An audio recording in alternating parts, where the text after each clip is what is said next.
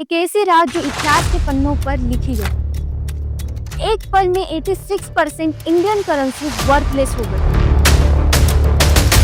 पूरा देश शॉक हो गया। एटीएम पर लंबी लंबी लाइनें लग गई। कैश पर डिपेंडेंट लोग टेंशन में आ गए। कई लोग जिनके पास रॉ मनी था वो सोचने लगे कि अब क्या होगा।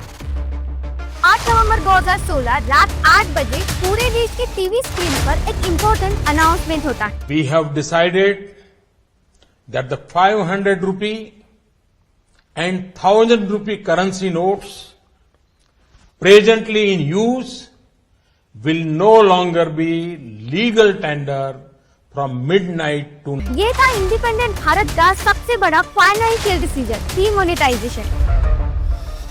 ऐसा इकोनॉमिक डिसीजन जो इंडिपेंडेंट भारत का सबसे बड़ा फाइनेंशियल गैम्बल था। 8 बजे अनाउंसमेंट हुआ और उसके सिर्फ 4 घंटे बाद ही पूरा देश 12 बजे के बाद कैशलेस हो गया। जिनके पास 500 और 1000 के नोट थे वो लोग घबरा गए क्योंकि एक पल में वो पैसा सिर्फ कागज का टुकड़ा बन गया। एटीएम के बाहर लंबी लंबी लाइनें लग गई। लोग सोच रहे थे कि नया नोट मिलेगा या नहीं। कुछ लोगों की शादी थी अगले दिन, कोई ट्रेन पकड़ रहा था, कोई हॉस्पिटल जा रहा था, लेकिन सब कुछ एकदम सेफ गया। अगली सुबह यानी 9 नवंबर को लोग बैंक में पुराने नोट जमा करने और नए नोट लेने के लिए लाइन में लग गए।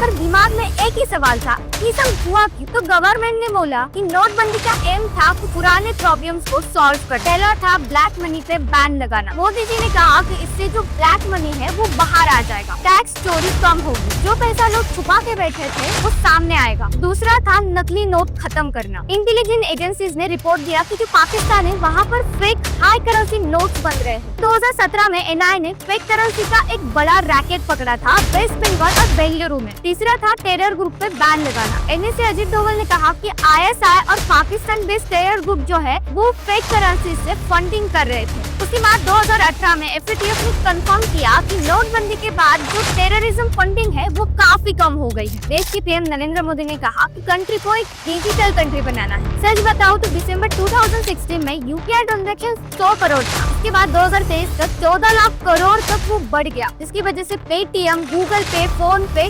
रॉकेट की तरह ऊपर आ गए। लेकिन जब नोटबंदी हुई तो लोगों को नए नोट मिल ही नहीं रहे। लेकिन लोगों के पास जो पुराने नोट थे उसे एक्सचेंज करना किसी नाइटमेयर से कम नहीं था। 2000 का नोट तो तुरंत ही इंट्रोड्यूस हुआ, लेकिन जो छोटी करेंसीज थी वो मार्केट में नहीं थी। लेकिन उसके तुरंत बाद ही 2023 में क्लीन नोट पॉलिसी के अंदर 2000 का नोट तुरंत ही मार्केट से गायब कर दिया गया। अब सवाल ये आता है कि जितना ब्लैक मनी सिस्टम के बाहर आना चाहिए था, क्या वो आया? आरबीआई ने रिपोर्ट दी कि 99.3% पुराने नोट जो है वो बैंक में वापस आ गए। मतलब जो ब्लैक मनी कैश में था या तो वो पहले ही कन्वर्ट हो चुका था या फिर लोगों ने उसे लीगल बनाकर बैंक में एक्सचेंज कर दिया था। जिसमें मनमोहन सिंह का कहना था कि ये ऑर्गेनाइज लूट है, लीगलाइज स्प्लेंडर है। इसकी वजह से जीडीपी में 2% लॉस आ गया। इस नोटबंदी का पॉजिटिव इम्पैक्ट भी पड़ा, जिसकी वजह से डिजिटल ट्रांजैक्शन बढ़ गए। आज इंडिया दुनिया के टॉप डिजिटल इकोनॉमी में आता है। फेक करेंसी काफी हद तक कम हो गई। एक इनकम टैक्स रिटर्न्स बढ़ा। जिनके पास पैसा था उन लोगों ने डिक्लेयर करना शुरू कर दिया। इंटेलिजेंस एजेंसी ने कंफर्म किया कि जो टेरर फंडिंग है उसका बहुत ही बड़ा नुकसान हो चुका था। लेकिन अब